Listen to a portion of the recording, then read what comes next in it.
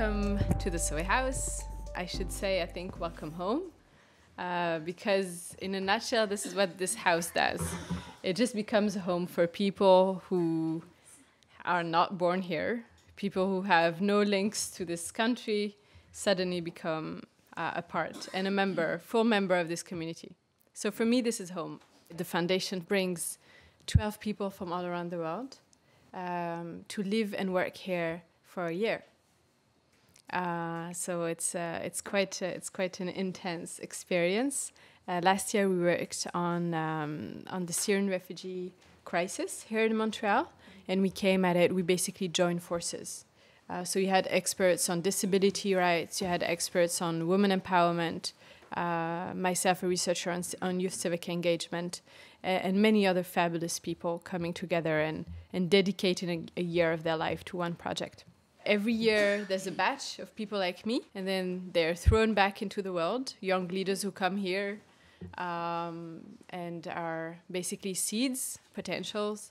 They're being grown, they're being given the tools to go after their projects and to go after their goals in terms of social justice, and then they're given kind of a springboard back into the world. And around now, I think we're pretty much maybe 148 to 150 alumni in the world. So after that, I'm proud to call this house my home. And Kim, well, Kim is now my friend as well, but is also an amazing teacher, an amazing professor, a researcher. She is the person, for me, she's the person that brought forward the idea that helped me link the two fields I was trying to balance and kind of losing myself, trying to, it was kind of a hard challenge for me to bring together research and social advocacy. And I go to this conference, thanks to Patrick, last year, the McDonald Curry conference, and Kim starts talking about social connectedness. And it's maybe the only time in my life that I had the light bulb moment. I was like, that's it. That's the social connectedness thing. That's where links work. Work across the border, work in radicalization, work in reducing poverty, work in many areas. I've seen Kim throughout the year pour her efforts and her energy and her light into building a community here. On top of putting social connectedness on the map, on the research map, which is not a map that is easy to get on. She's a leader, she's the president of the Samuel Family Foundation, and now she became our friend. So I'm gonna let Claire give you more details about our friend. Thank you, everybody. Good evening. My name is Claire. Tonight I have the honor of introducing the woman who has brought us all together and made us socially connected. From being a pioneer in the field of social isolation and connectedness to our active engagement in partnerships targeting poverty, global environmental sustainability and conservation, indigenous rights and human rights advocacy, youth empowerment, preservation of traditional arts and wisdom, disability rights, and family support, to being a policy advisor of the Oxford Poverty and Human Development Initiative, member of the World Economic Forum, and a founding member of the Global Philanthropist Circle. Kim Samuel's humility and poise, determination, and unwavering support, as well as actions, are a guiding force and inspiration for many. To me, Kim is Professor Samuel, a mentor. A little over 7 months ago, I walked into her classroom unaware of what was about to unfold. To say the least, I was a complete foreigner to the concept of social connectedness with regards to development work. Quite the economic determinist, actually, prior to. And the course began, among other things, with the reading of a Maya Angelou poem, which was also in our syllabus. As the term went on, speakers from far and near, combined with the class forum, created a meaningful environment of exchange and ideas. Professor Samuel's thesis and focus on social isolation as a critical, experiential, and measurable component of multidimensional poverty, underscoring the significance of social connectedness to human dignity and human rights struggles globally, went from being an obscure concept for me to the realization that implicitly embedded in all the successful paths to achieving the sustainable development goals in all development issues, like food insecurity, was Professor Samuel's crucial pursuit of social connectedness and the celebration of plurality. Humans need and thrive off a sense of belonging and connectedness, of kinship and affinity. Attachment provides raison d'être, progress, and hope.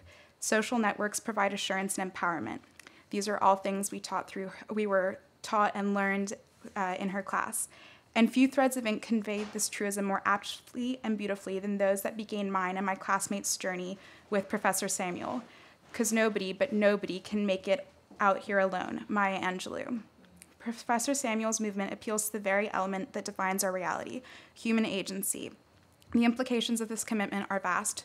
For a better world, social connectedness is essential. Combining Professor Samuel's movement, one that highlights above all else our moral obligation to create an era of greater citizenship and involvement and accountability with any issue would generate a force to be reckoned with, and that she has done with a plethora of issues. Through her support, Professor Samuel has shown so many that each individual has the power to be a catalyst that begets change. Thank you, Kim, for challenging, inspiring, and supporting us, and so many others see things from this lens. One I think has incredibly profound and promising implications. I can't wait to see what the future holds for this movement and all those involved. Without further ado, Professor Kim Samuel. Thank you both for those amazing introductions.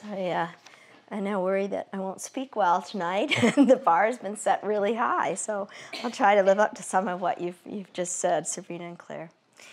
Good evening. My name is Kim Samuel, and I am a professor of practice at McGill's Institute for the Study of International Development.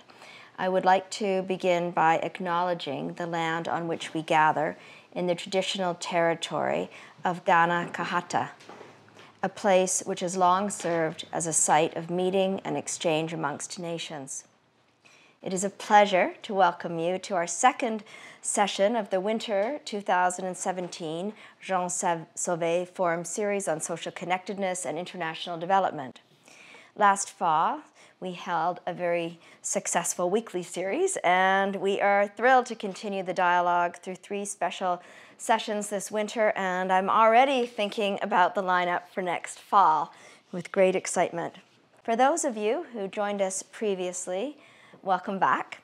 It's really good to see familiar faces in the crowd, and especially my amazing students to be able to see you. I don't get to see you every week now, so it's especially wonderful to get to at least see you every month.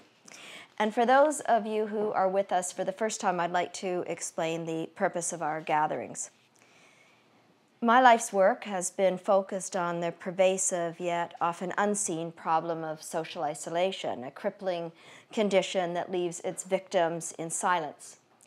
This is an entrenched problem. It has taken root over decades of our failure as a society to respect, recognize, and reciprocate the voices of our most vulnerable members.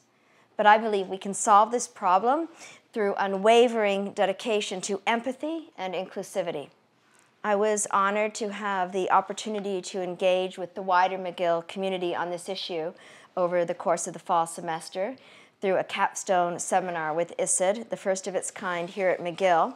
And I want to tell my students who are here, you have no idea what it means to me tonight when some of you come in and say, I'm going to introduce you to some of your prospective students in the fall that I've asked to come along. And that's just about the best compliment you can get, but it's also really awesome too, since McGill doesn't officially invite me to teach my seminar until later this month, so just saying.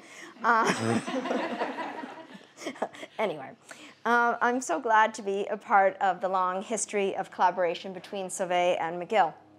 For years, this collaboration has provided an invaluable environment for the exploration of a wide range of disciplines, and I couldn't think of a more supportive place to do this work.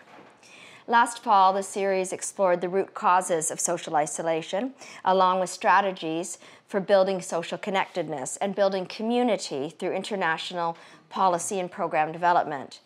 Through the winter, we have picked up central themes enabling us to focus on the interrelated aspects needed to achieve meaningful change. And this evening, we have the opportunity to turn our attention to one of the most profound and basic elements of all of our lives, food. And I would also like to point out, as as you will experience tonight, food has become a central theme also in the Sauvé series, not only our refreshments here, but also the creation of what I now no longer call a community dinner, but just community dinner as a standalone concept on its own, so that the students and several of us after the seminar each week or month, we share a meal together. And the table can be as long as tables put together can possibly be. I don't mind if they stretch down a city block. I might mind it in winter. But the issue is that we're all at the same table, and with no other expectation than building community. And when I think of things I'm proud of, I'm actually really proud of that, because we all created that together, and it wouldn't have happened without the opportunity that Sauvé gave me. Food is a simple, yet at the same time multi-layered and complex topic. The world produces enough food to feed everyone. Per capita food availability has actually increased significantly in recent decades. Yet globally, there are almost 800 million people suffering from chronic undernourishment, according to the United Nations Food and Agricultural Organization. Tragically, children are the most acutely and deeply impacted by hunger, stunting their growth and magnifying the effect of every disease, from measles to malaria.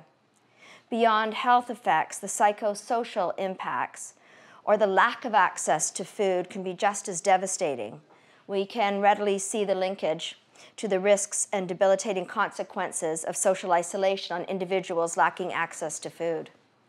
Within our own country, Canada, we can see the reality of hunger within the urban environment and within northern communities, to name but two. Indigenous peoples experience a disproportionate burden of food insecurity throughout Canada. Food insecurity in Canada's north and within Indigenous communities involves a multiplicity of issues, including colonization, displacement, climate change, and poverty.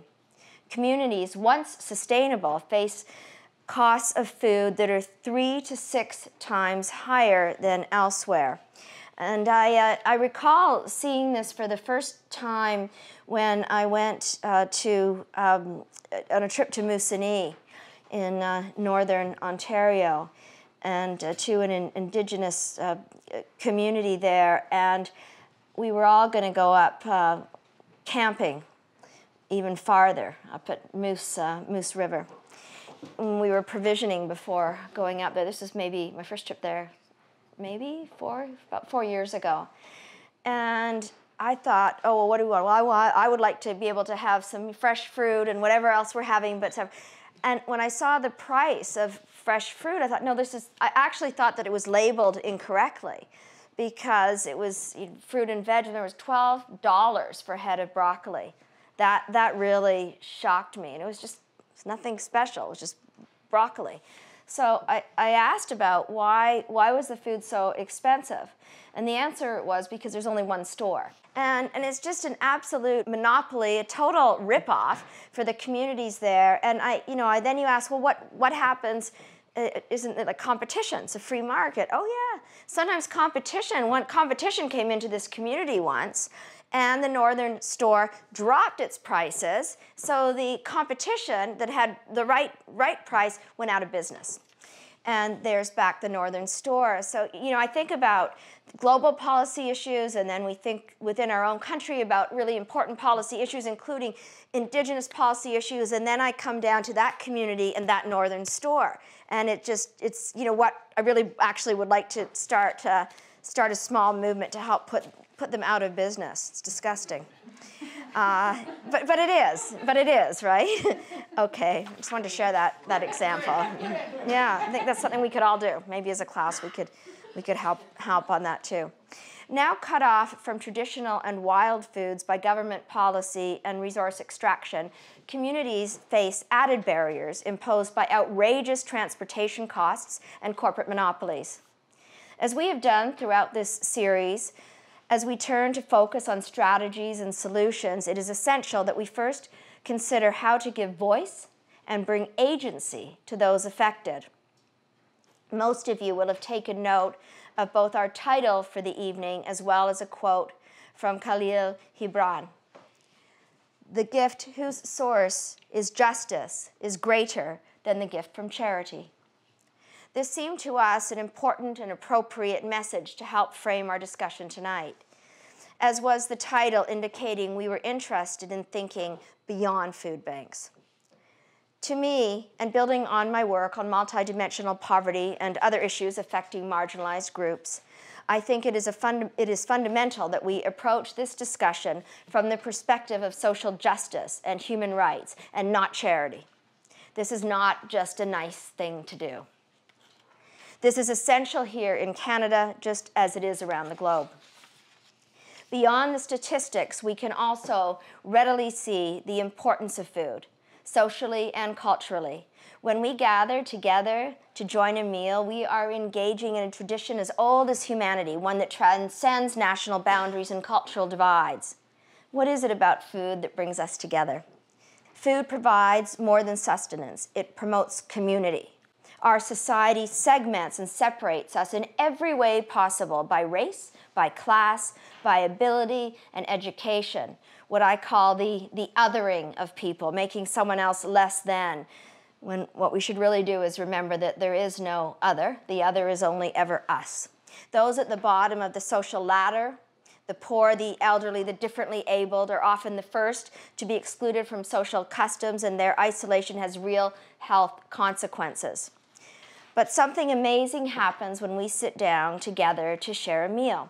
Gathered around a table, we are all equals. Through the ingredients on our plates, we share a common connection to the earth and to each other.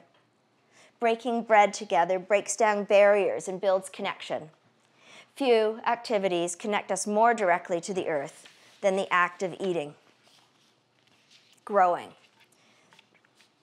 When we consume fresh ingredients harvested from the soil, we anchor ourselves in the broader system of regenerative life to which we all belong. I love Wendell Berry, and I'm going to read you something from Wendell Berry in his beautiful essay, The Pleasures of Eating. Farmer, activist, and author Wendell Berry, who first of all always refers to himself as a farmer. He encourages consumers to learn more about the origins of their food. And this is what he wrote. Eating with the fullest pleasure that does not depend on ignorance, is perhaps the profoundest enactment of our connection with the world. In this pleasure, what he calls pleasure that is, we experience and celebrate our dependence and our gratitude. For we are living from mystery, from creatures we did not make and powers we cannot comprehend. I think we can all reflect on the power of food in our lives, our homes, our families, and beyond. On the families we make together. We can recognize that as food nourishes the body, community nourishes the soul. When we consider interventions and strategies to address issues of food insecurity, we must remember the full dimensions of food and community in our lives. Beyond food banks asks us to think not just about filling immediate needs, but thinking more broadly to sometimes complex origins of the hunger and finding solutions with the resources of the community. Examples abound and provide exciting insight. I'll just name a few. From a multi-generation community garden project in Peguis First Nation to high-tech greenhouses in the Arctic and reclaiming land for traditional harvests and re-educating neighborhoods on local foods. We see the possibility of addressing hunger and at the same time building community, creating a virtuous circle of reciprocal benefits for all who engage. Tonight, I'm thrilled to be joined by two amazing leaders who have been thinking and working in this area for many years. From the essential impact and learnings from the local experience to the importance on the national and even international policy stage, we'll look at every aspect in the continuum beginning and ending with this idea of nourishment and connection. Canada remains the only G7 country and the only member of the OECD without a national nutrition program, policy, or strategy. Tonight, we have the opportunity to hear about efforts underway right now to change that. I also look forward to our discussion, which considers the ways in which we must build on the platform of amazing community volunteers and committed organizations that are filling nutritional and program gaps right now. Can we purposefully consider these programs in communities and schools and think of them as collective programs to boost sustainable, healthy food solutions that are culturally appropriate, community-led, and educational? That's the challenge. I am honored to be joined this evening by two amazing guests who will help guide us in addressing these important questions. First, I am very pleased to welcome Rachel Gray, who is the Executive Director of the STOP Community Food Center. Prior to joining the STOP in 2012, she worked nationally and locally with homeless youth, including as the director of EVA's national program. Rachel has decades of community leadership experience and also has served as a special assistant to Ontario's Minister of Health. Joining Rachel, I'm also pleased to welcome Diana Bronson, who is the Executive Director of Food Secure Canada, the national voice of the Canadian food movement. Diana is trained as a political scientist and sociologist and has a professional background in journalism and international human rights, as well as international climate and technology negotiations at the United Nations. She brings a wealth of knowledge, experience, and expertise on the full range of interrelated topics, the ones that we will be discussing this very evening. We have much to get discussing, so let's get started. I really am very pleased to be here and delighted to be here at Sauvé House with the Samuel Foundation and with my colleague Diana Bronson in what is for us at this point a very interesting intersection, I would say, both for my own organization and frankly for anybody who cares not just about food but about social policy and about the tenor of the world that we live in. I first actually encountered the folks from Samuel Foundation about 10 months ago when we were coming to the end of a very interesting process at the STOP.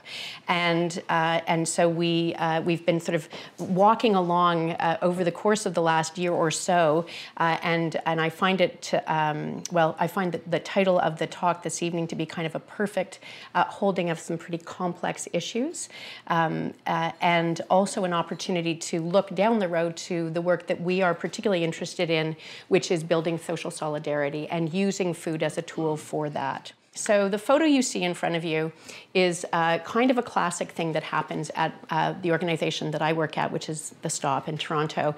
This happens to be a community kitchen. So Kim talked about a community dinner. What happens here is a kind of magical insanity. This happens to be a program called Sabor Latino. There are about anywhere from 40 or 50 people who might show up. Sometimes there's 75. What tends to happen in this particular kitchen is that the majority of the people who come into the kitchen are the women. This may be a cultural thing, not always and not exclusively. They are all Spanish speaking, except for Terry, who you see over there wearing the hairnet, because he just happened to be there and wanted to join in. There are kids in another room, and then there are a whole bunch of people who join in the meal afterwards. But the focus is on a different Latin American Spanish-speaking cuisine every second week that they do this, and somewhere between 40 and 75 people come together and have dinner together. Now, our work at the STOP is primarily focused on people who are living on low income. And it's how you identify, self-identified low income. We don't do any means testing anywhere along the way. So the folks who show up are there because they're interested in building community. I want to juxtapose this with the story that I want to tell you, which is one that I hadn't heard before this process, our strategic sort of visioning process that we were in last year, our theory of change process. And at some point during the conversation, when we were trying to really sort of wrestle with where do we as an organization have the greatest impact? Is our work at its most significant when we are working with people and they are consuming food, or is it somewhere else? How do we understand what we do best and what we do differently than, say, any other organization in the city? And let's really focus in on that if we want to be very, very clear about what we do best.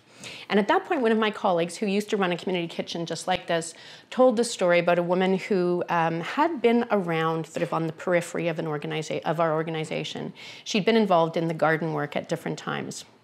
And at some point when Amanda was setting up, and there were a smaller number of people, setting up the table, and they had some, a kind of cheap plastic tablecloth that was going on, but it was cheap and cheerful and colorful, and they had picked some flowers from the garden. And the woman said at a certain point, as the plate started to go down, she said, I can't remember the last time that I ate with people like this. And I'm not sure that there are very many stories that have struck me as much as that did, because really at the heart of that story is what we struggle with every day, and what I believe Kim is doing globally, which is when people don't have anyone to eat dinner with, or lunch with for that matter, that means that there are hours and hours of their day in which they are unconnected. Largely for the folks that we work with, it's because they're poor and they are literally imprisoned in their own isolation because of the poverty. But not being able to sit and eat with people is the kind of deprivation and the kind of scarcity that I think we don't even know the toll that it takes on our communities. I think that we don't yet understand what it would mean for people to not have that particular burden every single day, to have to contemplate as their day-to-day reality, and to know, most especially because of either mental health or because of their newcomer status or because of their poverty, that they have no choice, that they will not be able to do anything different than just that. So that's our context. Our context is how we think about using food to do transformative work in communities that are facing significant scarcity. Where we came from as an organization, the Stop Community Food Center, like many small social service organizations in this country, we actually came out of a church. Those of you who know Toronto will know Kensington Market, and on College Street, St. Stephen's in the Field in the 1970s was a slightly more thriving church than it is today, partly just because the world has changed and people don't go to churches as much. But back then it was a community of people who were paying attention to a very changing country and city and community immediately around them. And to hear them talk about what happened then, interestingly, they found themselves noticing that the folks around them were changing, the demographic was changing, people weren't fitting in necessarily, they didn't know how to interact with the city around them. And as the founder of the Stop, the minister Cam Russell says, people were falling through the cracks in the 1970s, the recession in the 1970s, and they started to just have conversations with people. They started to kind of just make coffee available so that after service, there was an opportunity for the congregation to sit and chat with people together. And then they started to make sandwiches to go along with the coffee. And they realized that what was happening is that there were conversations, people in need, people on the outside, as they like to say, people who were on the margins who wanted to put their lives back on the page, which I've always loved as a sort of the illustration of what we try to do when we do this work connecting with people, is actually putting their lives back on the page. So that's where we started as an organization. That's where the Stop came from. And our work and our philosophy largely is very much the same thing. We are focused on people. Interestingly, although we are one of the very first food banks in the country, that wasn't where we started, and it's not entirely the focus of our work. The focus of our work is the people that we talk to every day, that we make space for, that we welcome in, both as folks using the services and as people who come to volunteer with us. This is our mission, just so you know who we are and where we come from. The Stop, this is our mission statement, striving to increase access to healthy food in a manner manner that maintains dignity, builds health and community, and challenges inequality. We work in 2 sites in Toronto, one in a very low-income community, the other one in a more affluent community, where we actually were able to, through a capital campaign, be part of a retrofitted old transit barn. So it's a very big space. We have a greenhouse in there, along with a number of other community gardens that we work in, sort of along the northwest downtown of Toronto. And there are about 35 staff and a relatively small but mighty team of folks who, for about $4 million a year, have for about the last 35 years worked as hard as possible to challenge the notion of charity, in particular around food, in the communities in which we work. Our work, Kim mentioned some of the immediate needs, and one of the things that I'm going to certainly be talking about today is our food bank and our relationship and our perspective on food banks. We have immediate needs services, which include the drop-in and the food bank. So people who actually, the reason we started a drop-in was because people would come to the food bank and they were so hungry that they would start to eat what they had been given before they left the building. And we wanted to at least get it home to them, right? We wanted to at least make sure that it got home to whoever else was at home. So we started to provide snacks, and that grew into what are now 8 meals, breakfast and lunch, 4 times a week. Delicious, amazing food that's served to people. But that's not all we do. We do a lot of, as I said, there are 4 community gardens. We do community kitchens with lots of different communities. And we do a lot of work around advocacy and engagement. And so not just engaging around political issues and civic issues, although we try and do that as much as we can, but engaging with people in ways that they determine to be significant for their own communities, which varies enormously depending on the community of folks. There was also a mention of volunteers. I should say that there are about 70% of the people who actually volunteer at the stop, and there are hundreds and hundreds of them every year who are themselves service users. And that's pretty unusual in our context. So that means that one day you may be in to have a meal in the drop-in, and the next day you may be serving that meal in the drop-in to somebody else. We think that that's a critical part. It has always been a critical part of the stop, never more so than right now as we start to really focus in on connection and that notion of reciprocity that is so important. One of our volunteers in the evaluation that we did of our program last year said, it's not just about being caught in the net. You're not just being supported by the social safety net, you're actually making the net yourself, which was a really important piece to hear from people, that they are part of what makes their lives and their communities better.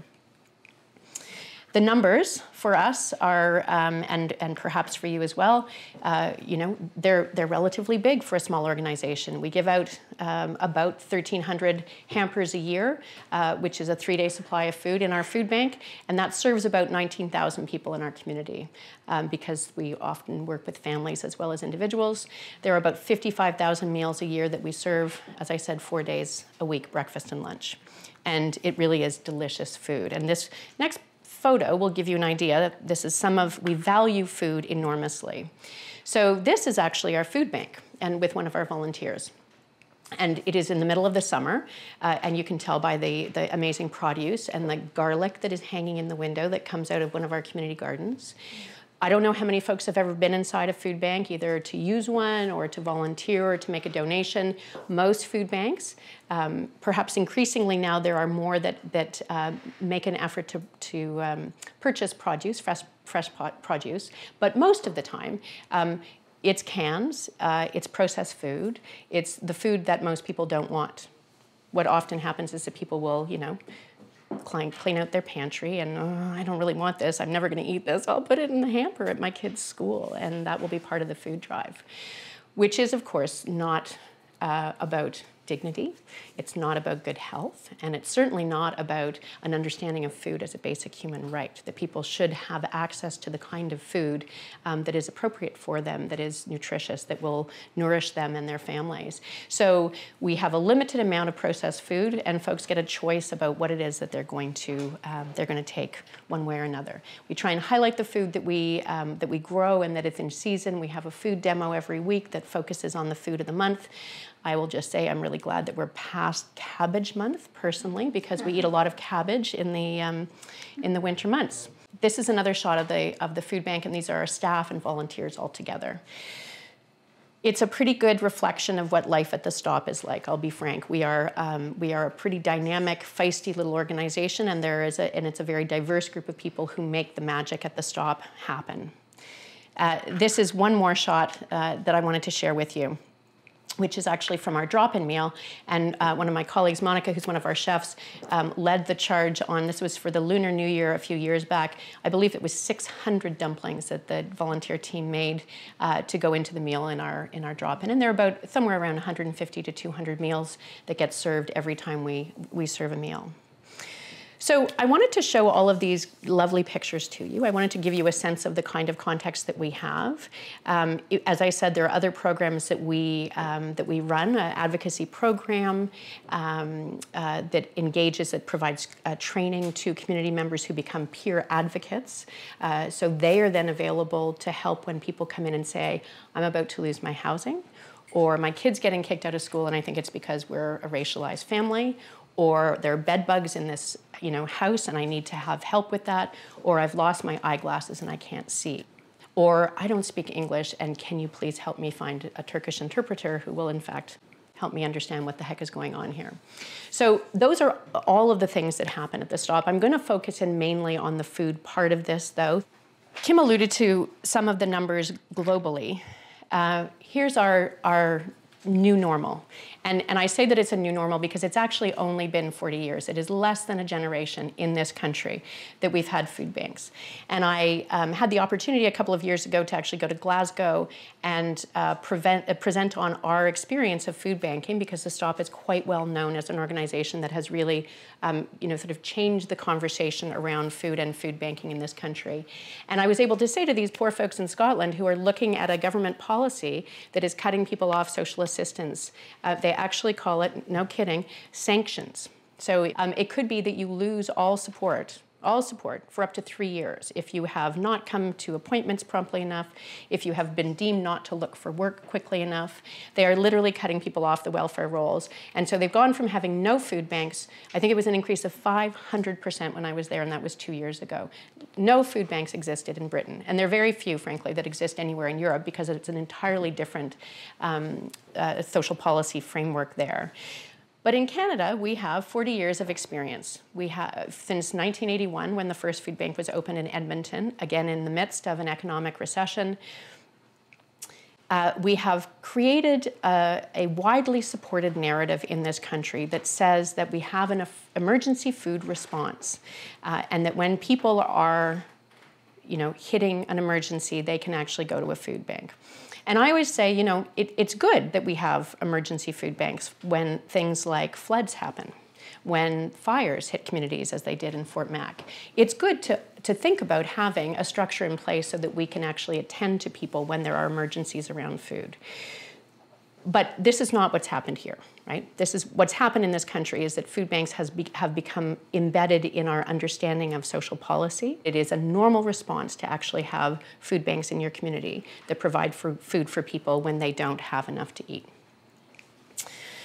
If you were to ask, the man on the street, he would say, yeah, it's terrible that we have food banks, but it's a good thing that we have them too. It's good that people have somewhere to go. The thing is that food banks actually don't work. And I say that with the greatest of respect to my colleagues in the food banking sector, as somebody who runs an organization that is a food bank as well. Only a quarter of the people who are food insecure in this country use food banks. They either don't get to them because they're working, and hours for most food banks are inaccessible. They may not get there because there isn't one in their community, if they're in rural communities or northern communities. They may not get there because, frankly, the stigma is so overwhelming that they just can't bring themselves to do it. And the shame is so overwhelming that they would rather continue to burn through the social capital they have with friends, with neighbors. As we do, we only provide 10% of what anybody needs in the course of a month. And what we know from our friends in particular through Proof, the major research that's done in the country, we know that there is not a meaningful change to food security for people who are food insecure. So 40 years of food banks in this country, and there's a good reason to think that we are, in fact, just allowing this problem to deepen as we continue to sort of speak the narrative of it's good that we all are contributing to food banks, isn't it? We say with a question mark, because we're not sure and we probably think it's not great, but we don't really know what else to do. So we kind of look away and throw the cans into the bin and keep moving.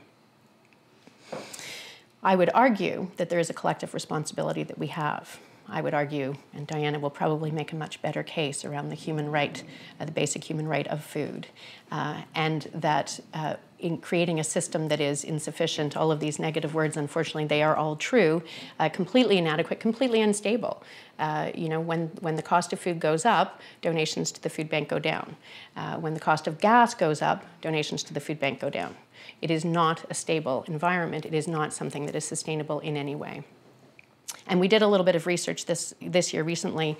If you were to imagine food banks actually being the solution that we decided to hitch our wagons to, what would it cost for all of the food insecure people in this country to get food through a food bank? Well, it's billions of dollars. There is no rational explanation. There is nothing about this that makes any sense at all.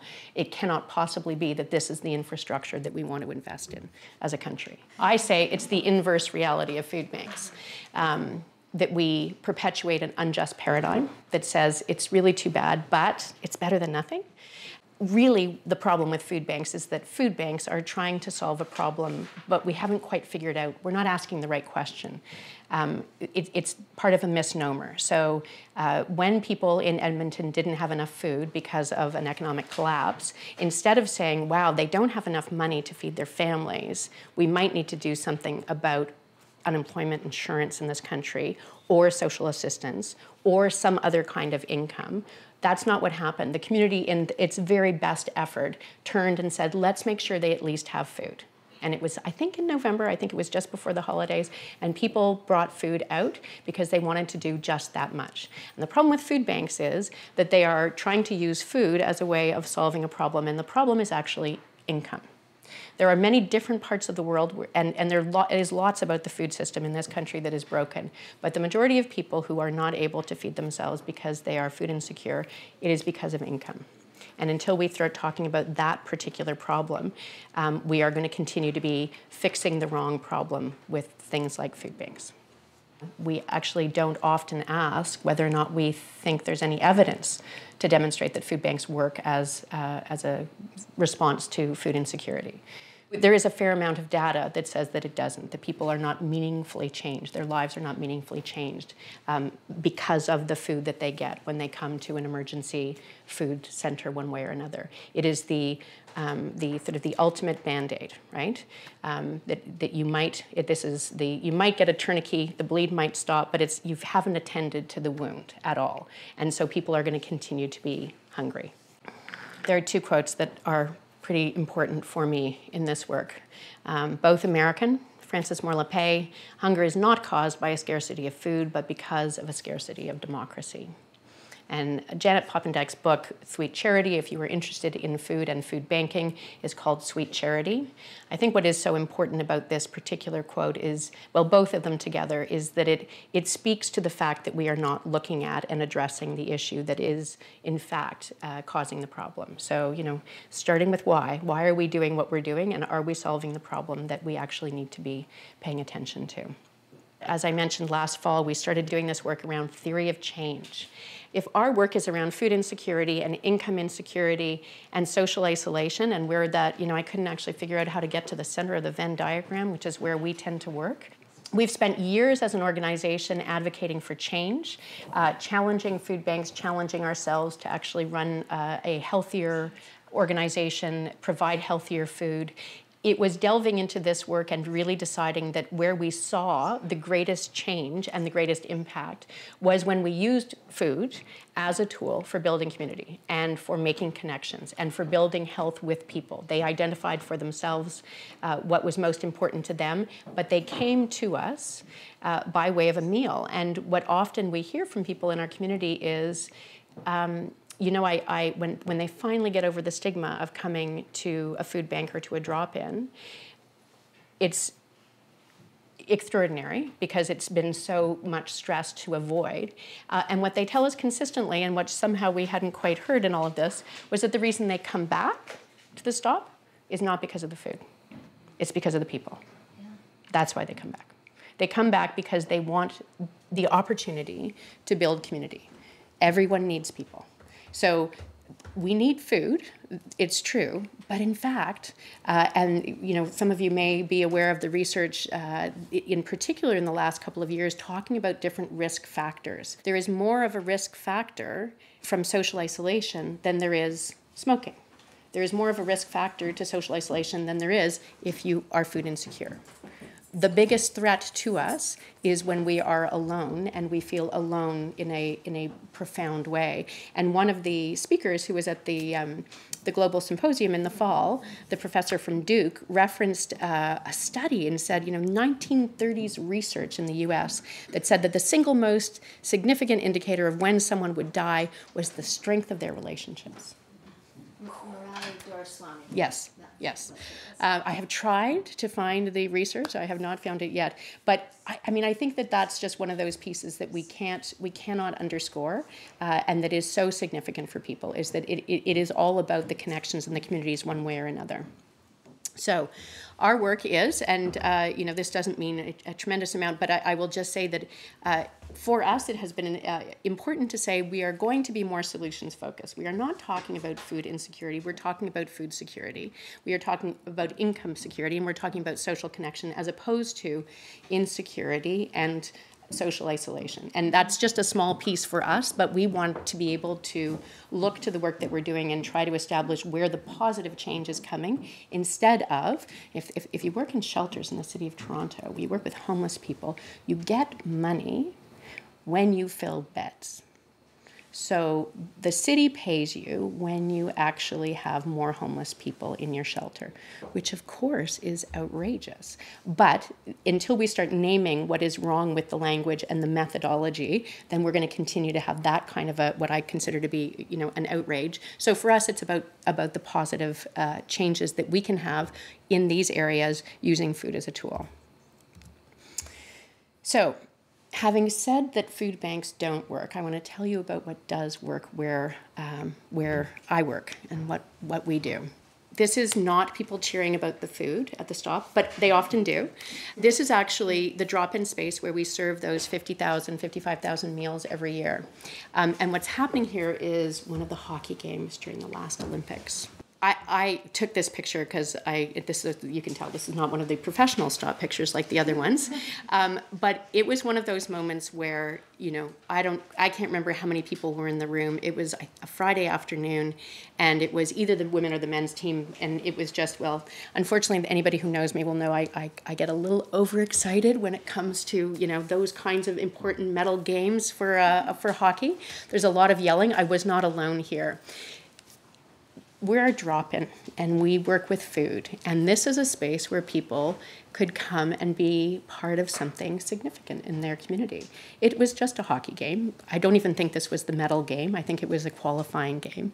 But it was so important. And there's still people that I see that were there that day, and it was such a significant piece to just have somewhere to watch something like that and be part of a joyful celebration one way or another. Similarly, when we have our volunteer appreciation party, a couple of years ago, for the first time, we had a band, of course, because we're the stop. We have a band of farmers who come and play music. And at a certain point, people started dancing. And it was not part of the plan. We had not expected this. And, you know, they started dancing. And so all of a sudden, a whole bunch of us are dancing. And one of the older women who uses the stop said, I don't remember. It must be at least a decade since I've danced and listened to live music. And I thought, well, of course, because when the heck are you going to go out if you're on a fixed income? You're not going to go and see live music, and you're not going to dance because you're stuck at home. The woman who's standing right there, as one of my colleagues said, you know, being poor is literally your hands are tied, you are stuck at home. And that's it. You can't take care of your health. You can't be building a community because you're stuck. So this is part of what we do at the stop. And this is part of what we do at the stop. This is the men's cooking group. So they have been doing this. The fellow in the on the bench sitting there is one of our volunteers. He happens to live in Prince Edward County outside of Toronto. He owns a farm. He comes in every Friday to be part of this group. And he said at some point, why don't we go to the farm and then we can look at the place where the food comes from and people can have the experience of being there. And so we rented a van, and Hussein, my colleague, drove for 3 hours at 7 o'clock in the morning, and they spent the whole day, and then they drove back. And one of the things that Hussein said that was so hard and good at the same time to hear was that so many of the people in the group had, of course, not left the city. And for many of them, in fact, rolling up their pants and wading into Lake Ontario was quite an extraordinary thing to do. They come together every week, they cook together, they eat food together, and they have built a community so that every year, and in other occasions as well, they do this kind of thing as a community of folks together. One more example, this is somebody who actually was one of our food bank recipients, single mom, went through our community action training, is a nurse now, is not using the food bank anymore. You create the opportunity for people to tell you what they want to do with their time and their lives, and they will at times be able to do exactly that if you can help them get the barriers out of their way. So I'm making the case for social solidarity. I am suggesting that 40 years on, certainly the response to food insecurity does not lie in food banks, but more importantly, that what 40 years of food bank drives tells us is that there is leveraging that we can do with people who actually want to make their communities stronger places. And if we are able to leverage the hundreds of volunteers who come to the stop and who work in community organizations across the country into a kind of system change that is more appropriate and that will actually address food insecurity because it's actually addressing income. And in the meantime, understand that what happens when people come together around food is a level of connection. One of the references, I am because we are, was often referenced at the conference in the fall. Also the founder of the stop, this is one of his main go-tos, because really we cannot be as a community if we know that people are being left behind. We know that the cost for all of us will be so enormous. So the social solidarity that we are trying to sort of talk about and continue to build forward is not just when people come together over food, but it is an enormously important piece for people to understand that connection. There was Kim referenced growing. These are community volunteers, growers in one of the gardens that we work in. We have been working in partnership with an Indigenous organization for many years, and in a garden. And a few years ago, one of the fellows in the group said, "Can we put a medicine wheel in the garden?" So we did that. And little did we know that, in fact, by putting the sacred stones and by naming the garden, and by doing this, we literally had stumbled into a very, very significant piece of work, not only because of the work itself, but because the garden is situated in a traditional portage route that's been used for thousands of years by Indigenous people, who now come to the stop and say, "Where is our garden?" And so now we are welcoming people from across the city who have never been connected to the stop, who are now connected to this, not this one, but the other garden. And I would say that the work that we do in gardens and in growing, and increasingly because of our learning with our Indigenous colleagues, is about the importance of belonging and identity. And as we welcome people who are newcomers to Canada, as we work with them and they struggle through scarcity, the land is a place that people often find their own identity and their sense of place and belonging. And so being able to increase those gardens and increase those lands so that people have that opportunity to build their own social solidarity, and then I would say to help us to step out and build it outside of the garden and in the country as a whole. That's exciting work, and I hope we get a chance to talk about that a little bit more. Rachel, that was fantastic. Before Diana comes up, I just wanted to ask you a question, which is not to start question period earlier, but we are calling this, about this is not, this is beyond food banks. But it occurred to me as you're talking, what do you call this because there should be a movement, right? And I'm thinking about all the different communities that you could link up with. But what if I was explaining what the stop is, rather than saying what it's not, what would I say it was? Well, I think you can certainly talk about food justice, and I think that there is a commitment to doing food justice work. We're using food as a tool to build community. I would say we're a community building organization. Every one of my students knows that I'm not so good with titles. I mean, my course title went on for about 3 full lines, but I think that it needs to be something that's even more, that's kind of heart-centered about the community. And when I was looking at the churches and thinking of all different kinds of houses of worship, and I think of this Quaker idea of very powerful Quaker idea of the holiness in the everyday. And I thought about what you do and what used to be a church really is bringing community and the holiness in the everyday. So I just think with people other than me, because I can make about 25 words out of one word, that I think that there should be something that says kind of what this is that's coming more from here, because that's where it is. Diana, welcome. Thank you very much, Kim, for inviting me here, Rachel for introducing us, and to the Jeanne Sauve House and Foundation for hosting us here tonight.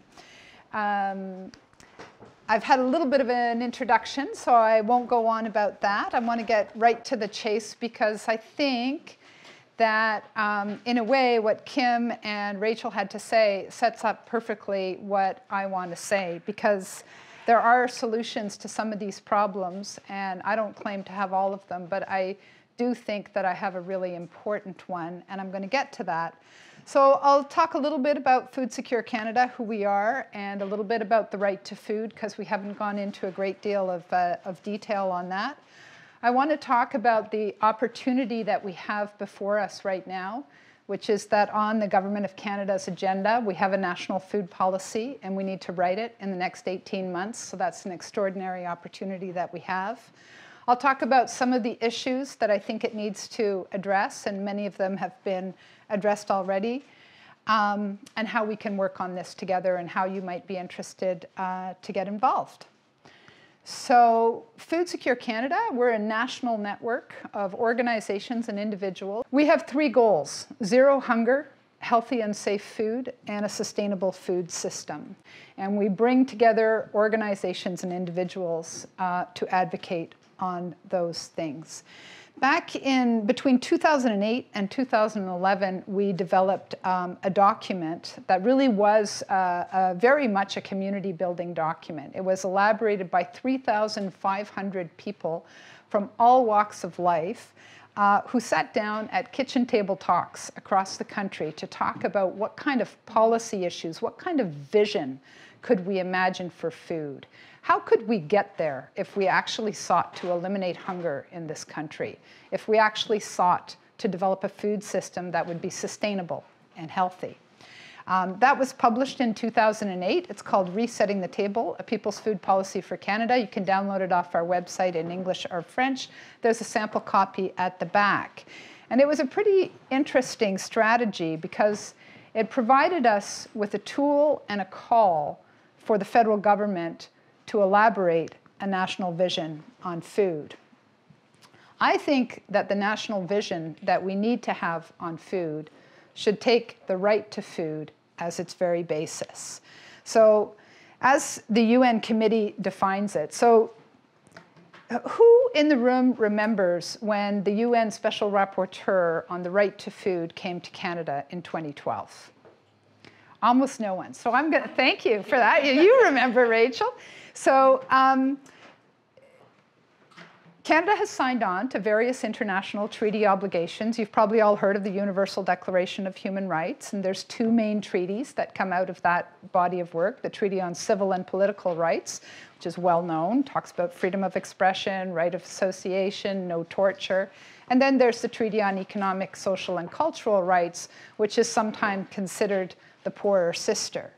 So over the years, I will skip all the heady jurisprudence that we went through, but we have now defined the right to adequate food is realized when every man, woman, and child, alone or in community with others, has physical and economic access at all times to adequate food or the means of its procurement. Now, one of the things that the UN does when it monitors whether or not the countries who have signed these treaties are meeting their legal obligations is it appoints special rapporteurs. They're called special rapporteurs. There's on Indigenous rights, there's on racial discrimination, there's on torture. You may often hear a UN report said this in the news or something like that. Well, we have a UN special rapporteur on the right to food, and back in 2012, it was a man by the name of Olivier de Schutter. And he came on a mission to Canada to assess whether or not the government of Canada was meeting its obligation to realize the right to food. And he identified in his report a number of serious shortcomings.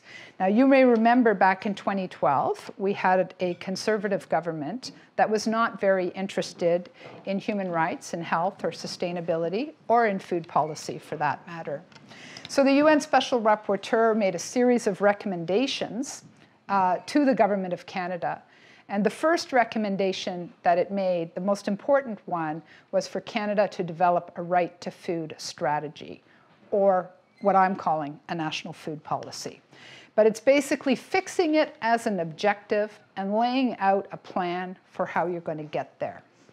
So one of the things that we do at Food Secure Canada, not only through these kitchen table talks, but we do very much convene organizations and individuals to work together.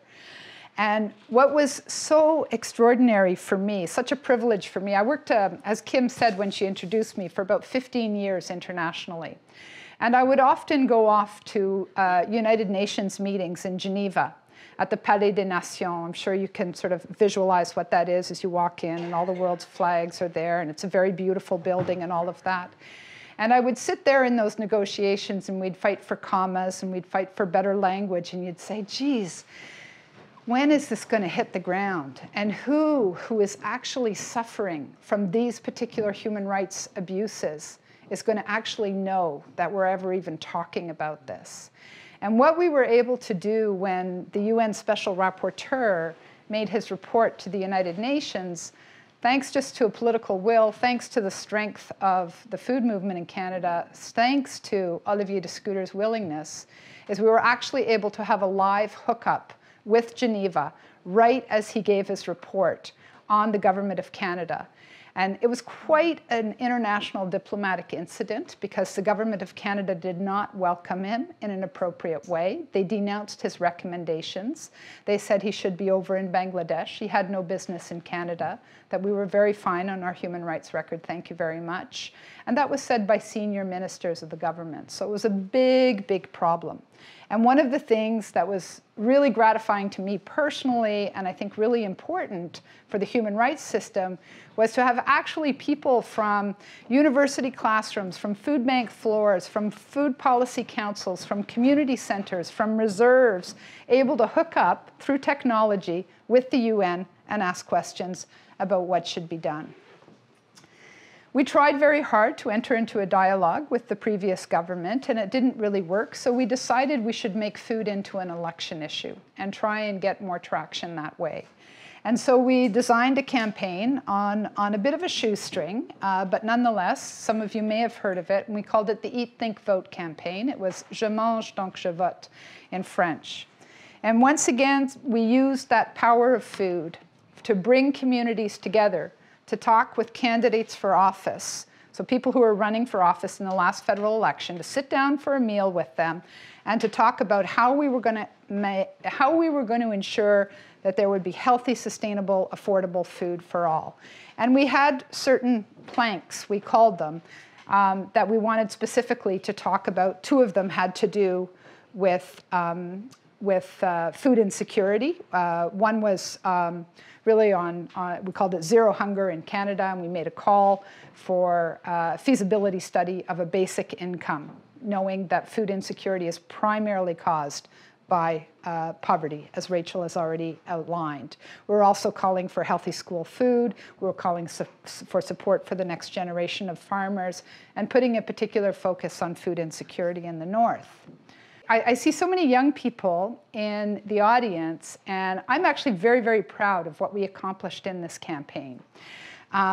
We held 68 events across the country. So they were hosted by organizations like the STOP, not all as exquisitely well organized as the STOP, but nonetheless, organizations, community events running food programs for the most part. 158 candidates came out. Almost 5,000 individuals got involved. 192 organizations got involved. And actually what's missing on this slide is that 44 of those 158 candidates got elected, and 5 of them ended up in the federal cabinet. So these are all people who sat around a table, shared a meal, and discussed food policy, food insecurity in the North, support for new farmers. And that sort of gave us some idea about how change could be accomplished. And so we also wrote to all the political parties and we asked them what their views were. So this is what the Liberal Party responded to us, that a Liberal government is committed to addressing food security in Canada. We support developing and funding a national strategy to reduce food insecurity in Canada, and that access to sufficient, safe, healthy, adequate food is a fundamental human right. He's now Prime Minister, so we can get on with what he said we were going to do. So I'm not sure if you know, but for the first time in 2015, this government released the mandate letters to all of its ministers. So the instructions that the Prime Minister gave to every minister, there's 30 of them, are public, and you can go look them up if you haven't seen it. And you know, I really do applaud the government for making those commitments public, and therefore they can be held accountable to them.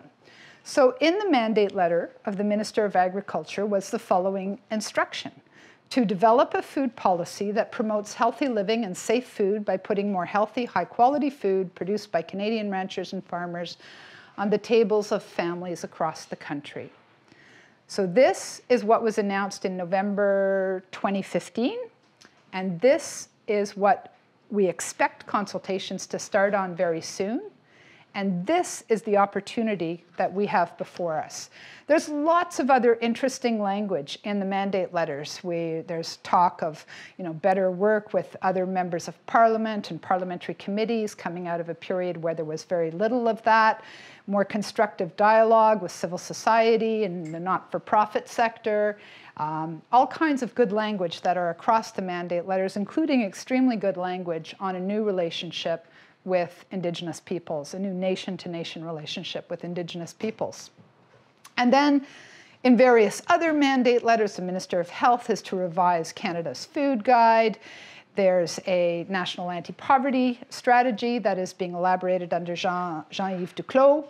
And Nutrition North, so the lovely people who subsidize the Northern Store, largely the Northern Store, in an effort to make food less expensive in the North. That is failing miserably, as we know time and time again.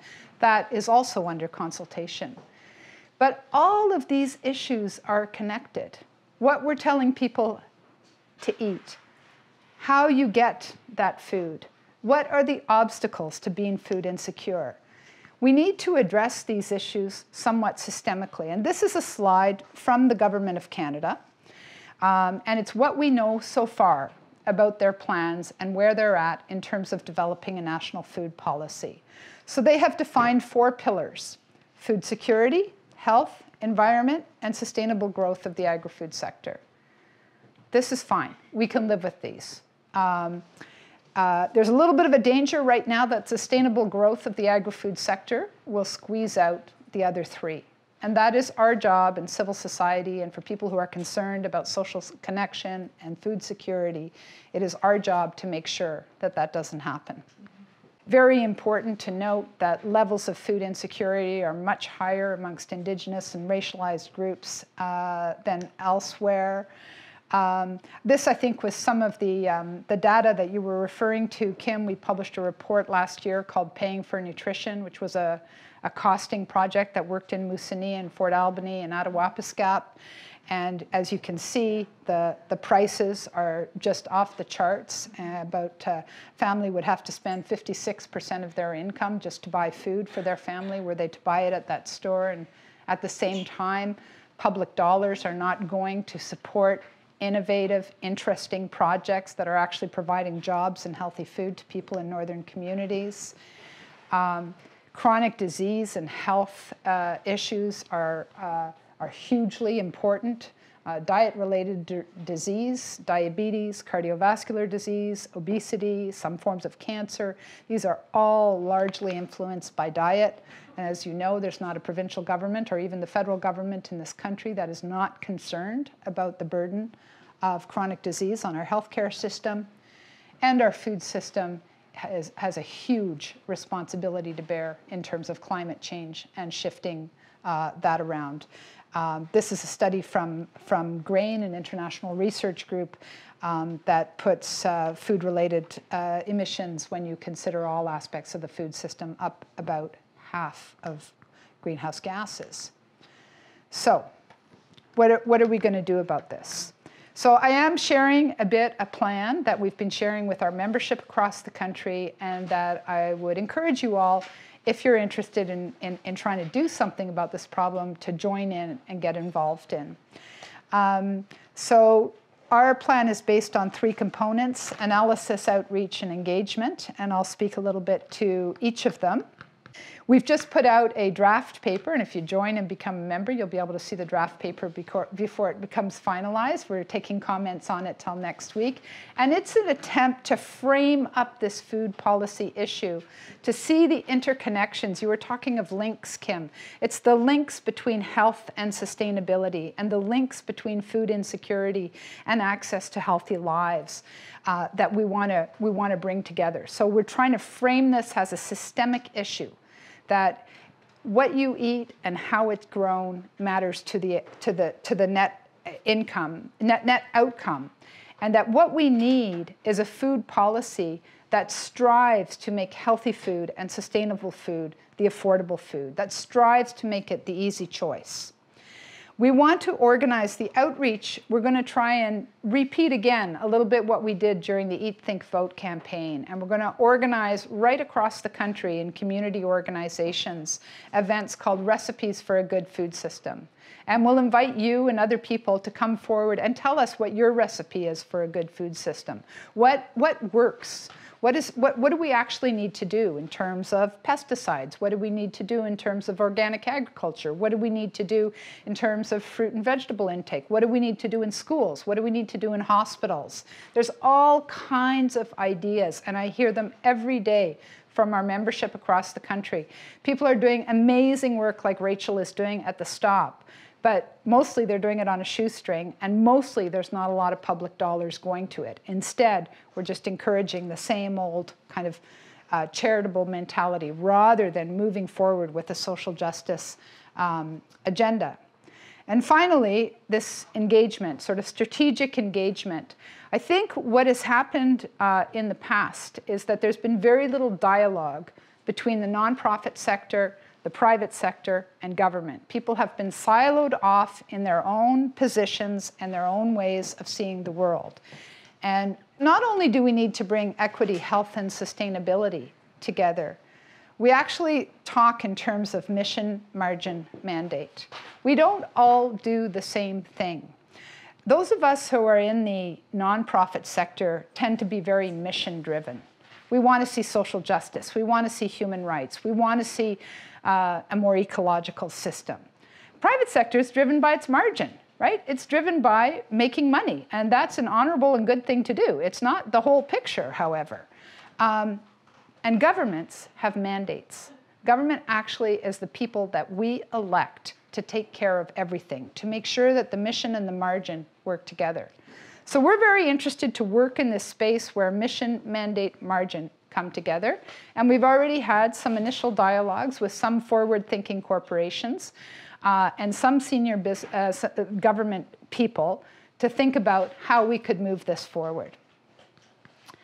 There's all kinds of ways that you can participate in this. You can participate by being an investor. We're also looking for collaborating organizations across the country. And organizations are made of people. So even if you feel that you are not attached to a specific organization that's going to organize one of these events, I am sure that there is a place in your community that we can do this. The Jeanne Sauve House could hold one of these events, Recipe for a Good Food System event, and start to look at it. We will have an extensive toolkit, campaign materials, so that we do what we did in Eat, Think, Vote, and that is connect the dots. So we're not doing a whole bunch of isolated individual events that are not connected to each other, but we are building a movement with a common message. They actually went through a food policy process recently in Australia, and there's a very interesting, somewhat academic article that's published out of that. And really, the food movement didn't get anything they were looking for out of that debate. And the reason they didn't was because they weren't united. They didn't speak with one voice. They didn't agree on common priorities. They were scattered all over the map. Industry was organized. It spoke with one voice. It decided what its common priorities were, and it went out and got them. So I think we've got to function a bit more like that. And you can simply support us. You can retweet us. You can like us on Facebook. You can do other things. We've not yet launched this campaign. I've just put forward a major funding proposal to the government, and I'm waiting to hear if they're going to help us to fund this. But we do need many other participants, collaborators, supporters, people who are passionate about this issue and who want to get involved. And I can't insist enough on the opportunity that we have and how very small the window is. Because frankly, if we don't get it right on national food policy this time, I don't know when it's going to roll around again as an opportunity. We're having very interesting conversations with large stakeholders. We have a real possibility to influence this debate. Imagine that we have a national food policy that has as a key goal the elimination of hunger in Canada. Imagine a national food policy where a key goal is a healthy, universal school food program. Imagine that we begin to use food not as an instrument as a weapon against Indigenous people and as an instrument of colonization and deprivation, but as an instrument of reconciliation. Imagine we begin to steward our land properly over generations so that it will, in fact, support not only my children, but your children and your grandchildren. I even have a dream that we would have a national food policy with a horizon that would look forward by 100 years. Not 4 years, the term of a government mandate, but 100 years. So our children's children's children, perhaps, that a baby born on the day that we would give birth to this new national food policy, that it would accompany them throughout this life, and it would change, of course, but that would be the view on which we're looking. We've got many other priorities that I can talk about if you're interested. These are some ways to get involved. There's a sign-up sheet at the back of the room. You can become a member of Food Secure Canada. Of course, you can follow us on social media, and I'd be happy to answer any questions or take any comments. Diana, thank you very, very much. I was reflecting as you were talking about there couldn't be a better case study for the multidimensionality of food than what you presented to us. And I was thinking, I think everyone's familiar with the SDG diagram. And of course everything relates to everything in the 17, but boy does it ever relate to food. Yeah. and from food outward to everything. So fantastic. I think we'll just jump right into questions. Sam. For some inexplicable reason, and I've never gotten an answer, whenever we discuss food, we omit the question of clean water. Why? Because that is even more important than food, and we're talking about nutrition and disease and so forth. Why do we keep leaving out the question of water? You're absolutely right, and I think we should talk about it, and I will change every talk I give from henceforth to always mention it, because it is so crucial. And I think the answer as to why is because we take it for granted in this country, those of us who have easy access in urban areas. Thank you, thank you. Questions from the students, please. If we create a new food policy, how would we address the fact that if what you're saying is correct and income inequality is the root of the problem, how do we address that without moving into other sectors than food in a policy? Or is that the point? And do you think that the reason we don't address this is because of a lack of education on the issue, or is it just known ignorance that we continue to place the blame on our emergency food situations as not being adequate versus income inequality? The quick answer in terms of policy is that if the government actually does do what I'm confident Diana will make them do, and have a zero hunger policy, then there's a ripple effect, right? If we can't have hunger, and if it is because of income, then somebody else, then the minister responsible for the food policy will say, you know, Minister for Social Development, Minister Duclos, or Minister for Finance, or Minister for Housing, there will be a ripple effect because we'll have to get at the other pieces one way or another. We'll have to say whether or not it's a basic income, a guaranteed annual income, whether it's a raise to minimum wage or to other issues. But from my perspective, that's why, you know, it's really important to have a strong policy. You know, I once gave a talk and there was a man, it was in a church, and afterwards he came up and he said, and he was a lawyer in Toronto, he said, I thought that people who used food banks, I thought it was because they were doing without. I didn't really understand that they really didn't eat. I thought they maybe just couldn't buy a new TV or, you know, brand new things. I think that for many people, it is literally incomprehensible to imagine that your neighbors, and they are your neighbors, cannot feed their kids what they want to or should be able to feed them.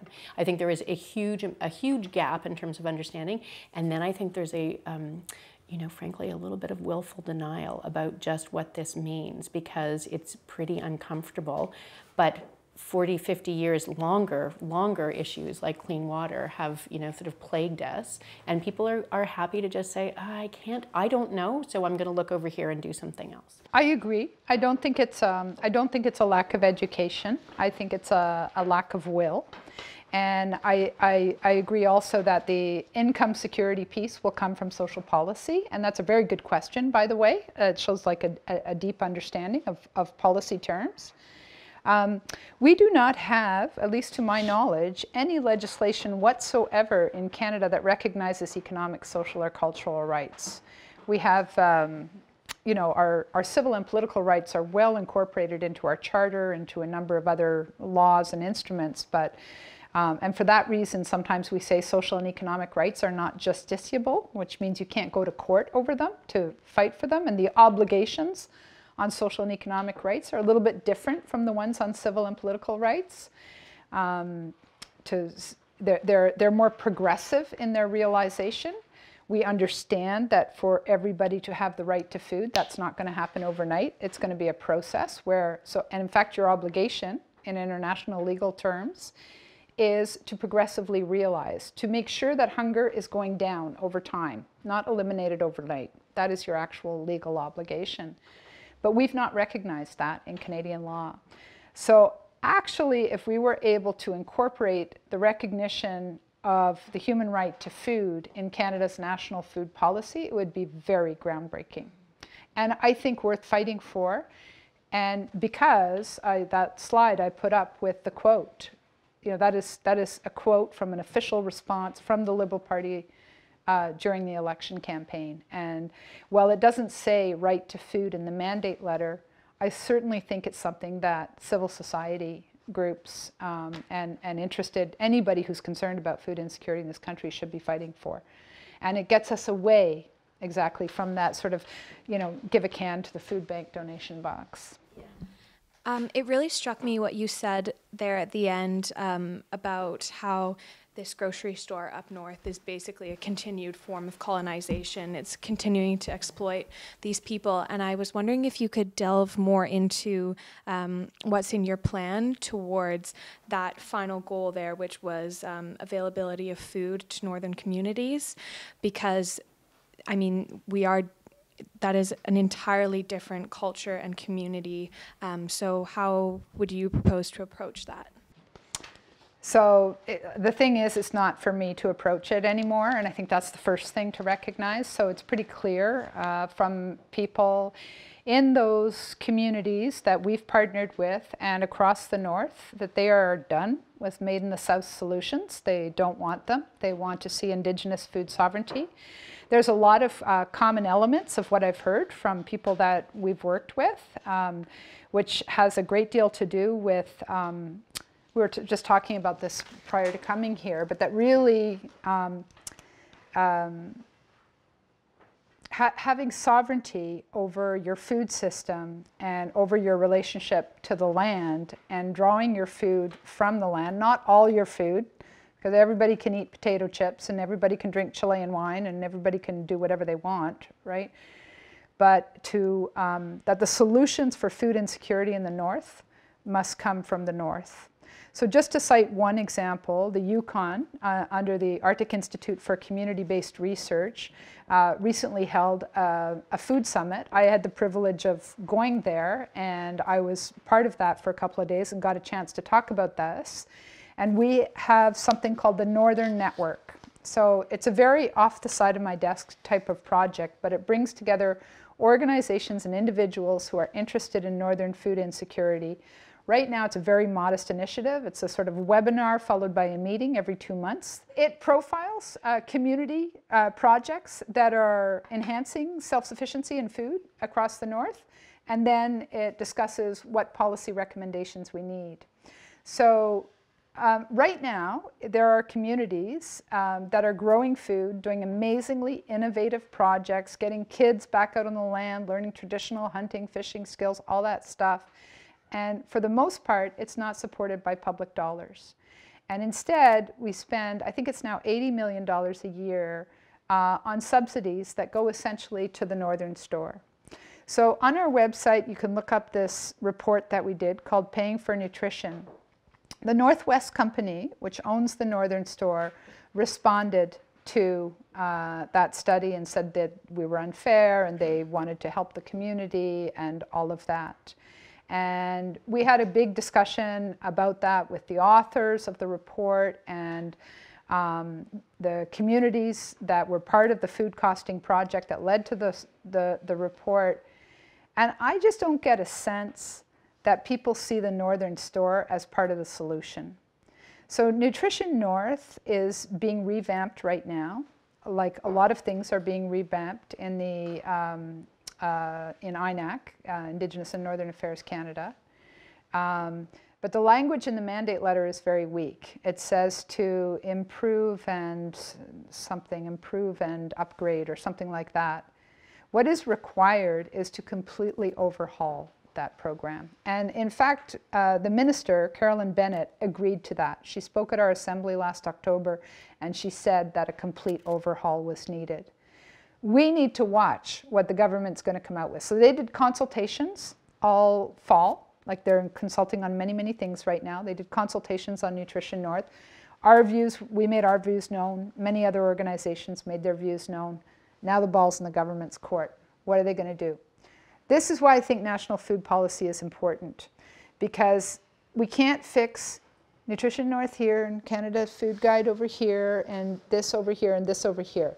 We need a holistic version. We need to make the connections between these things.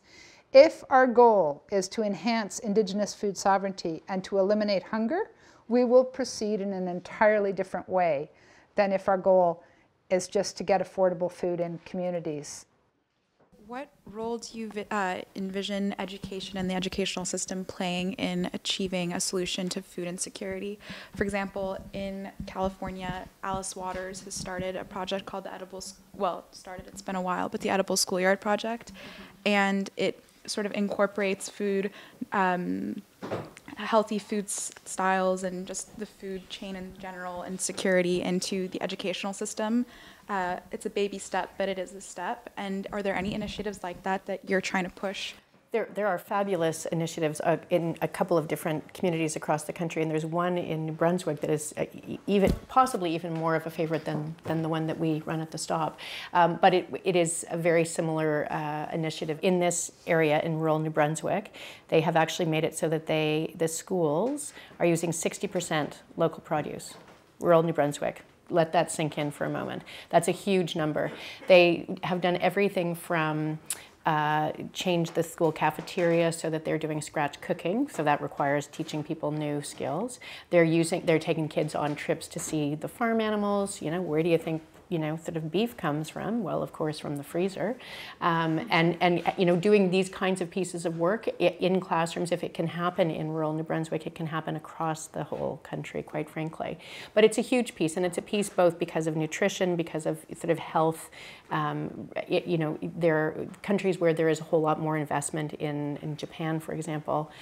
You see a very different kind of relationship to health because kids actually know about cooking and know about food from earliest stages because it's embedded in the school system. So I think that that's a huge, big piece, and it just is. It speaks also to the connection piece, right? Because again, everything that we know about what works when you bring people together, well, it works with kids as well, right? Only they get to then identify for themselves what the differences are between what they cook at home, what they see other people eating at school, certainly in diverse and sort of in our bigger centers. It's a key piece to have young people be able to connect through food and understand and speak that language to each other and then to their families as well.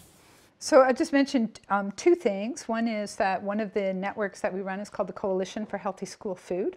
And so that's a group of 36 organizations from across Canada who have come together to work on healthy school food programming and to advocate for a federal investment into healthy school food. And the other thing I wanted to mention, which I also wanted to mention in response to the first question by Sam, was yesterday we issued a report called Purchasing Power. And it's a series of, it's 10 lessons from working on improving procurement in schools and hospitals in Canada.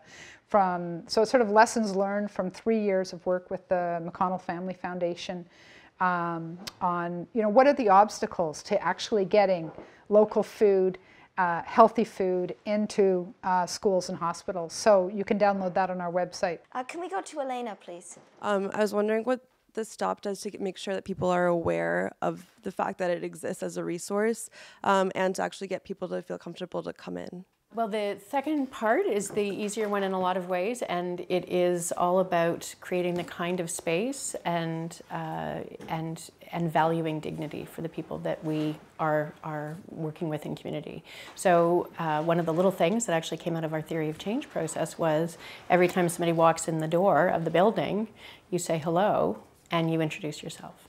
Now, everybody, the frontline staff said, we know everybody's name. We don't need to do that. And it was kind of a little bit of a push and pull to say, but there is merit in forcing ourselves to do this because it changes the dynamic. When somebody walks into the room and you say, hi, I'm Rachel, can I help you?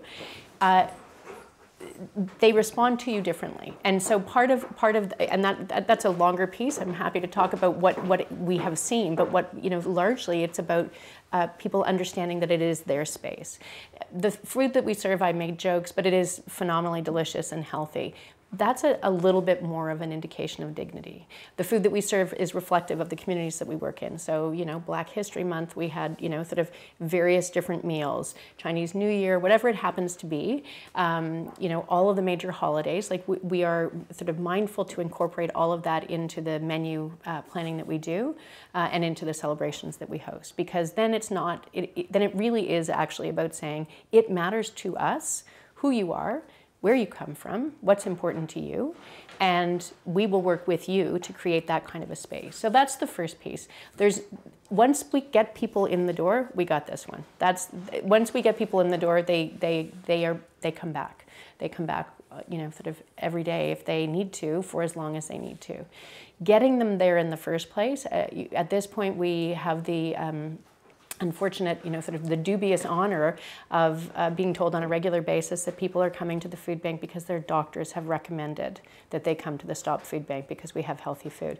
Again, I would have to say, if you need to know anything more about what is broken with our system, that we have physicians in this country recommending that people go to a food bank so they can get fruit and vegetables, it's mind-boggling to me. We don't do a whole lot of outreach. We are part of a network, through the city. We, sort of get food from a large food bank, and we are known among other community social service agencies. And because we are part of a network, we actually are limited by a catchment area in terms of how much, who we can serve. So if somebody comes into the stop and they live outside of our catchment area, we will provide them with a food hamper and the name of the food bank closest to them, and let them know that they unfortunately can't come back because we don't don't have the opportunity to feed them more than that. Our main focus is on what happens when people come in the door. I actually had a question about, especially related to sustainable agriculture, the growth of that sector, and then talking about greater food access. And there's a bit of an odds, I think, a lot of time in those discussions, and even some frustration, I think, in several communities around talking about we want to increase sustainable food, organic food, healthier agriculture, that there's obviously a margins question around that what's the actual cost of food, and a lot of smaller producers and entrepreneurs trying to source locally charging the actual cost of food.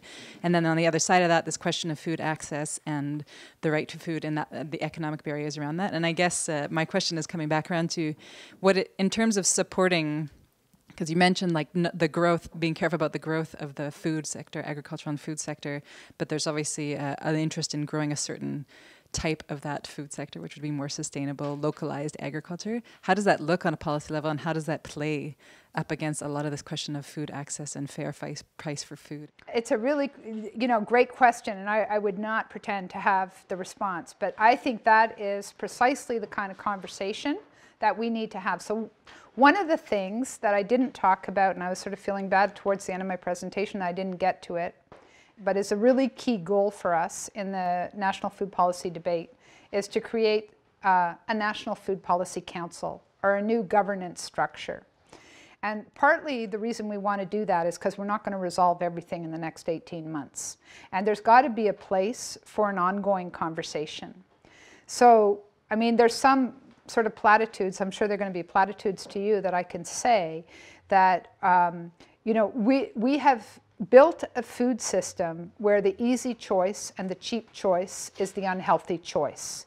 And we're caught in a bit of a bind because we've made unhealthy food so cheap, and that our food does not reflect the true cost of food. And were it to reflect the true cost of food, it would be unaffordable, even more unaffordable than it is for a large number of people now. I do believe we need to move towards the true cost of food, and we talk a lot in economic terms about value added, or sometimes in the food movement, of course, we'll talk about social or environmental externalities. So you're not actually that Big Mac is not actually $1.99. It's actually 12 ounces of oil in there. Like you can't actually buy that for $1.99. So we do need to get to a place where the cost of food more accurately reflects its real cost. But we also need to stop massively subsidizing the wrong kind of food. So industrial monocultures of corn and soy, for example, are not necessarily the way to go. The way we consume meat is completely unsustainable. These things need to be changed. And that's why I think the national food policy piece is so important, because it can give us, if we say, we have had a policy for the past 30 years, as I'm sure you know, I don't know who you are, but I'm sure you know this, of eliminating small farmers and encouraging only bigger farmers and expanding export markets. And when we see those 4 pillars, some of you may have heard of the Barton Report. Who's heard of the Barton Report here? The Dominique Barton Report? You work at Food Security Canada. So it's a very important thing. The Minister of Finance, Bill Morneau, appointed an Economic Advisory Council to tell him what were the new growth sectors for the Canadian economy. And they made a report, and it's a blue chip panel, and all these, the head of the panel is Dominique Barton. He's the president of McKinsey Consultant, just to give you an idea. And they wrote a report saying that agriculture and agri-food was one of the most promising areas for the growth of the Canadian economy. It's already 1 in 8 jobs. And they want to increase, the thrust of the report they did on agriculture is to increase exports from $55 billion a year to $75 billion a year. And a lot of people are saying they should actually be searching for $100 billion. Well, that looks like factory pork farming all over this country. That's what that looks like. So if we want to shift that and tell them that, in fact, the most dynamic, innovative, and fastest growing sector of our food system is, in fact, the organic sector. That is, in fact, where people are paying closer to the true cost of food and where people are happy to pay that extra margin. Those who can, of course, those who can, which is not everybody. So why, when we talk about innovation in this country and we throw billions of dollars in a budget, are we not talking about local, sustainable agriculture? Why are we not talking about sustainable fisheries? We haven't even mentioned fisheries today. So, you know, for me, this is about reframing the problem, redefining it in a new way, and saying it's not all high tech that goes to large corporations to increase exports. Sometimes the most innovative thing a public policy can do is support small local producers. You just need to go to a farmer's market on any Saturday anywhere in this country to see how thick it is, the lineup. The people want that food. People want to know the farmer who's growing it. Why aren't we supporting that?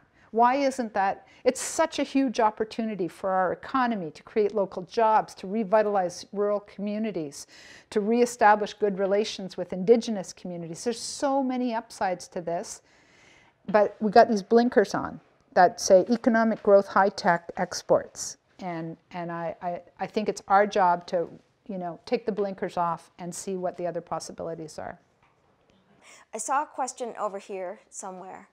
One of the important things you said is a lot of people really are living in isolation, and the problem is a lot of people can live in isolation even if they're surrounded by people. And I'm just wondering if you've worked with the idea or thought of working with the idea of bringing to these people in these sort of community meal events just some learning on how to create deeper positive relationships, that deeper connection with one another. And it could be through even, just like having a theme night, saying, well, tonight our theme is we're going to be talking about this, and getting people to open up about maybe their trials in life and their difficulties they faced, and creating the opportunity for them beyond the community support to create those individual friendships that's going to help, help them get through those difficult moments as well.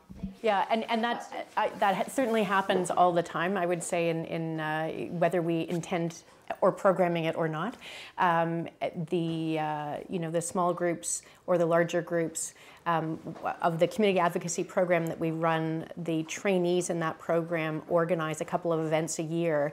And so the one that happened just before the holidays, I'm just thinking back, and one of the community members who was part of organizing, it was around self-care around the holidays, because obviously if you're living in poverty, if you're isolated, it's not a great time. It's a terrible time. Oftentimes we find this, in fact, when, on Friday afternoon, when we're all like, oh, thank God it's Friday. And the community members are anxious. It's not a good thing that it's Friday, because we're gone for 2 days and there's less food and there's less connection, and a place that they can go and sit and be with their friends is closed to them. So it's an interesting kind of, you feel like such a moron when you sort of, oh yeah, of course, right, this is not actually the same thing. But the session that happened before the holidays was very much around some self-care, and the best part for me of these activities is when they are driven from community members. So the suggestion about what it is that needs to happen, why is this important. Sometimes it's about staff then saying, well, maybe we can get somebody who can talk about that thing. But oftentimes, in particular the peer advocates, they're very well versed. They have the lived experience of poverty in the system, so they actually are, sort of ideally well placed to be able to say, here's some good resources, let's do this at this session one way or another. But many of the community members, develop friendships. That is in fact what happens, and that's often what we hear from our, through our surveys, our annual surveys and evaluation, is that it is a place where people actually, make friends. There's an excellent point about another way into the power of food to build community. And with all of your, I love the kitchen, the kitchen table discussions. But I just wondered if you had anything to add to this, because you're gone across Canada and will continue to do so, hearing people's recipes. But also for that to happen, people come out, gather around the kitchen table. So I just wondered if you had anything else to add. Well, I guess what I think is I think the food movement in this country, it's all kinds of people. It's students and dietitians and public health people and food bank workers and food bank volunteers and farmers and fishers and all kinds of people. And what we need to do is connect all those isolated things. And when Because most of the food movement is very local. It's concerned with my community, my neighborhood, my city, my town, my region, maybe my province. So that makes for a whole bunch of voices that are separate. But when we're able to join together with a common message that is built together, then I think we actually create power. And that's when social change happens. As long as it's just my individual problem or my family's problem or my community's problem, it's not that big. It's like when it becomes something bigger, you know?